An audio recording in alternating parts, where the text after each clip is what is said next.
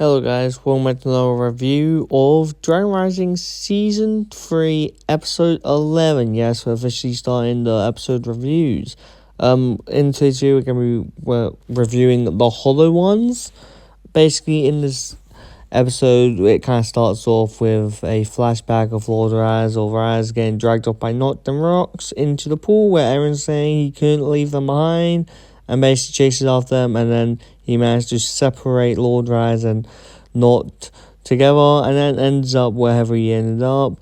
And he sent this to Sora.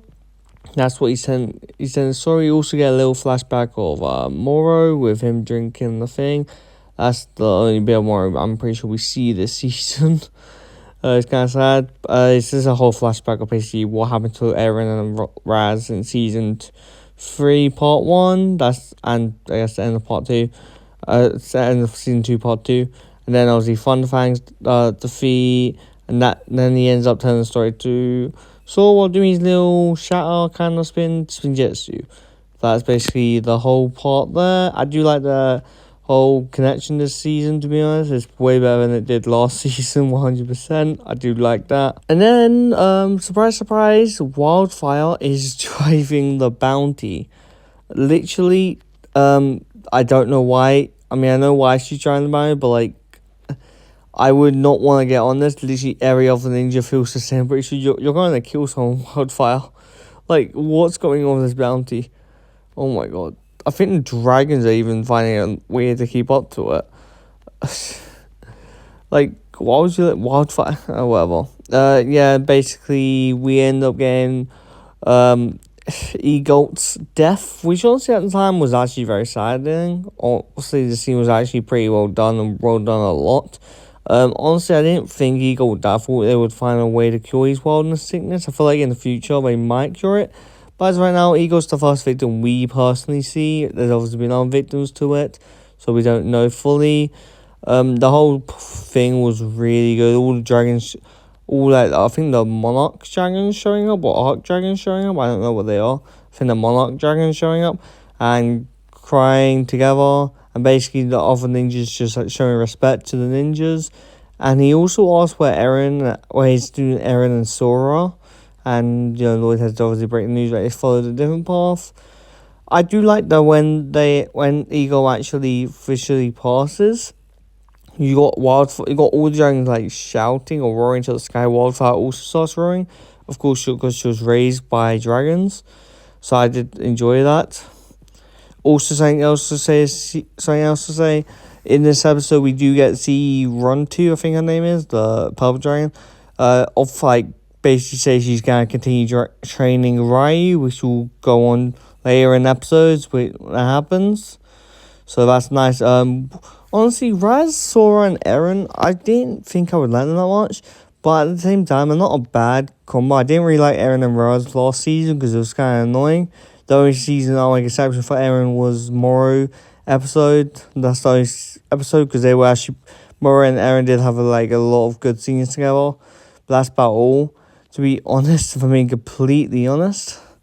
And then you have Zane leaving, basically saying he's going to leave to travel the Mudlands with Pixel. It's just a way to get rid of Zane, to get him out of the spotlight, even though he hasn't really had any spotlight. But at the same time, I guess it's a convenient way to make him leave, because Zane obviously wanted to travel the Mudlands with Pixel. I think he said it's in a later season. They said they can communicate. We don't see that the whole season, the whole part, I'm pretty sure.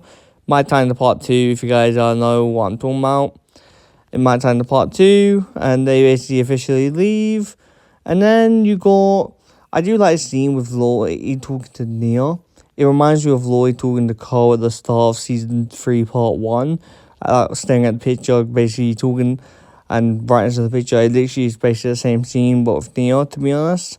And then we got Evil Jay, or Rogue, or Shattered Jay. Anyway, Jay's here.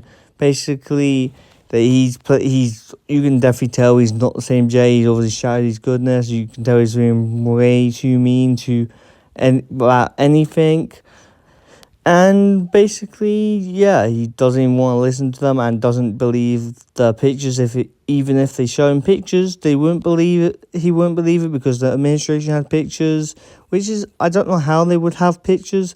But then again, I guess you could find pictures of Jay anywhere. Realistically, he is a ninja, right? Which then just he tells them that he can get after a lot of them, after them convincing him and obviously offering to pay him to capture us and take them to the land of Lee. He obviously take them to the land of Lee and says they're going to take 3 people to the land of Lee, basically. Which yeah, I cannot wait to see the land of Lee. I mean, I've already seen it because I've seen the leaks and all that. But I will review it, and Land of Lee is pretty good. I do enjoy it a lot. And Evil J, like Rogue, or whatever you want to refer to him as, he's definitely like 100% top 3, if not number 1, best character of this season, in season 3 entirely, in my opinion. Then you got, I forgot his place called, but it's a place with like a bunch of wizards basically there. They can't enter because Raz wants to see the magic carp, like some Pokemon. But Raz wants to see the head wizard, I guess. And basically, everyone has turned into Hollow, hence the name Hollow Ones. That's what they're called when they get their life sucked out of them, I guess. Raz is obviously annoyed and doesn't know what's going on. And then you got Gangalia or something. I forgot her name, but the wizard who made Bonzo basically show up and basically just tell us what happened here and how people how they were attacked at night time.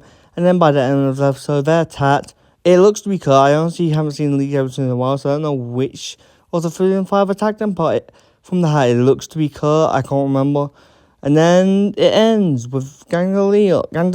I don't know if I'm saying her name right. That's how the episode ends. Honestly, a good episode. It has a lot of jam-packed stuff.